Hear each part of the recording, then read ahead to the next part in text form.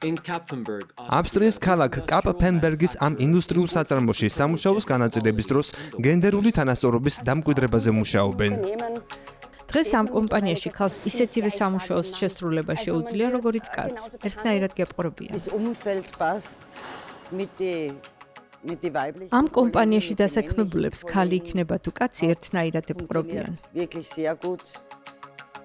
სამუშაო ადგილის სიკეთე მხოლოდ ხელფასით არ განისაზღვრება. ის შრომის უფლებას, თანასწორ პირობებს, კარგ სამუშაო გარემოსა და განვითარების რეალურ შესაძლებლობასაც გულისხმობს.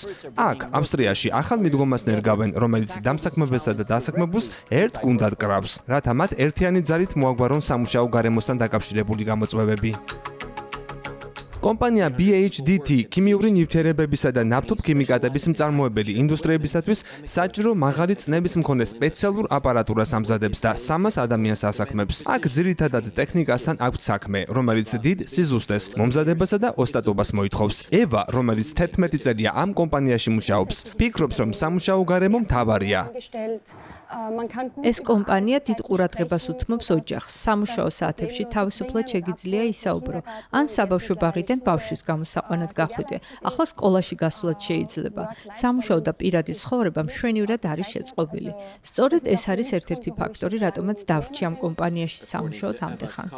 ევას კოლეგა ლილო ამბობს, რომ ამ კომპანიაში არსებული გარემო საშუალებას აძლევს ქალებს, რომ ისეთ სექტორში დასაქმდნენ, რომელიც ტრადიციულად კაცის საქმედ ითვლებოდა. აქ კარგად ესმით ჩემი როგორც ქალის. გარემო სულ უფრო უკეთესი ხდება, რადგან კომპანია ძალიან ბევრს აკეთებს ამისთვის. BHDT-მ ცოტა ხნის წინ თანამშრომლობა დაიწყო პროგრამა Fire Plus სერვისთან. ეს პროგრამა კომპანიებსა და იქ დასაქმებულ ქალებს უფასო კონსულტაციებსა და გადამზადებას თავაზობს, რათა მსურველებმა შეძლონ ახალი კვალიფიკაციის მიღება და უფრო დაფასებულად იგრძნონ თავის სამსახურში. დამსაქმებლებს ამ გზით საშუალება ეძლებათ გააუმჯობესონ გადასამზადებელი კურსი. Fire Plus-ის პროგრამა თავდაპირველად დაგვეხმარა, რომ საამქრო სართულზე ჩაგვეტარებინა კვლევა და უამრავი კარგი იდეა შემოგთავაზა, რომლებზეც ყურადღება უნდა გაგვემახვილებინა, რათა აქ დასაქმებული მუშახელის სხვადასხვა ჯგუფს უკეთე თანამშრომლა. ჩვენ მიგვაჩნია, რომ საუკეთესო შედეგის მისაღწევად ძალიან მნიშვნელოვანია ჩვენმა დასაქმებულებმა ერთმანეთთან ითანამშრომლონ და ეს ამართლებს. Fire Plus სერვისის პროგრამის მოქმედების ვადა 2023-28 წლებს მოიცავს და მისი ბიუჯეტი 6 მილიონი ევროა, რომელსაც ევროპის სოციალური ფონდი პლუსი აფინანსებს.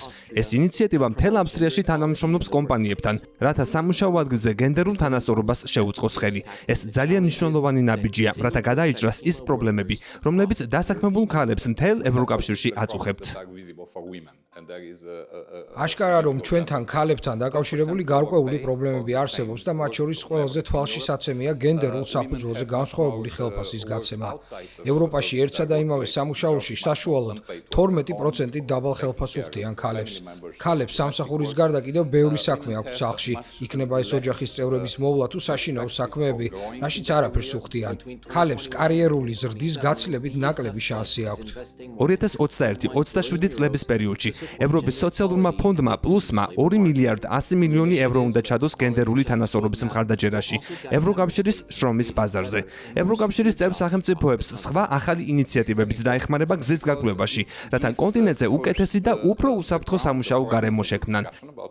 ეს მნიშვნელოვანია, რადგან ხარისხიანი სამუშაო ადგილის შესახებ დისკუსიის დასაწყებად საძირკველს გვიმზადებს, რაც ძალიან გვჭირდება. ეს არის ევროპული კონკურენტუნარიანობის ნაწილი. ეს უფრო ახლოდან გვაჩვენებს ცალკეულ უაღრესად მნიშვნელოვან საკითხს, როგორიცაა ჯანდაცვა და უსაფრთხო გარემო, განსაკუთრებით იმ დასაქმებულების შემთხვევაში, რომელთა დიდ სიცხეში უწევთ მუშაობა.